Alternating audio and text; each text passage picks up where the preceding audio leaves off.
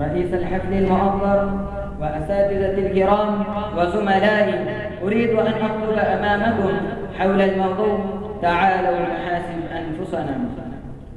إننا يا معشر المسلمين نمر هذه الأيام بظروف قاسية ومآسٍ مؤلمة تقشعر منها الجلود وتدمع لها العيون، ولكن يا معشر المسلمين علينا أن نحاسب أنفسنا ونبحث عن الأمراض والأسقام التي تسربت إلى عروقنا وأجسادنا وقالت لحومنا ودماءنا، وهي تأكل أكبادنا وتعكر علينا سكونا.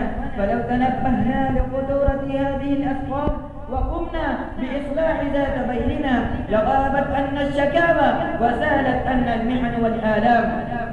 ألسنا نحن نمهد لأعدائنا الطريق ليقتحموا بيوتنا ويغتنموا شقاقنا وتفرقنا؟ وكيف لا يجرؤون وهم يرون أن المسلمين قد تشتت شملهم وتفرق جمعهم إلى شيع وأحزاب، وكل حزب بما لديهم فرحون، ويحارب بعضنا بعضا في المسائل التي أكل عليها الدهر وشرب.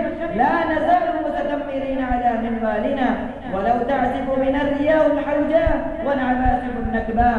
وهذا هو الوباء الطبي الذي مل الأطباء عن معالجته. ولكن إلى متى نتجرع هذا الكأس المرير ونتحمل كل الهبان؟ ألم يأن لنا أن نستيقظ من صباتنا العميق؟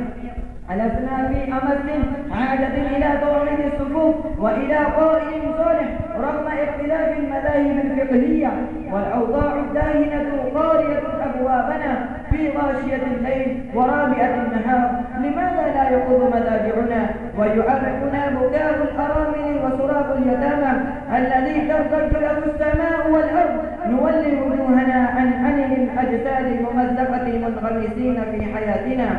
أين غابت الأخوة الإيمانية التي تجعلنا أسرة واحدة وأعضاء جسد واحد؟ يرسل رسولنا الكريم صلى الله عليه وسلم على تحقيق هذه الأخوة قائلا: مثل المؤمنين في توادهم وتراحمهم وتعاطفهم كمثل الجسد الواحد إذا اشتكى منه عضو تداعى له سائر الجسد بالسهر والحمى. ويقول صلى الله عليه وسلم أيضا: المؤمن للمؤمن كالبنيان يشد بعضه بعضا. ويقول الله عز وجل: إنما المؤمنون إخوة فأصلحوا بين أخويكم. وصلواتنا تأمرنا بهذه الأخوة الصادقة حيث يصف الأغنياء والفقراء في صف واحد جنبا إلى جنب، وكلهم يخضعون لصوت واحد في ركوعهم وسجودهم. وكذلك الحج والزكاة وسائر العبادات الدينية التي نقوم بها توحي إلينا بهذا الجانب المهم.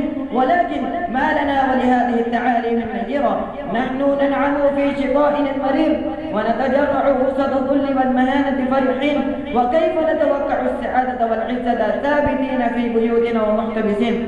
هل تمطر السماء رزقا وتخرج الأرض ذهبا وفضة؟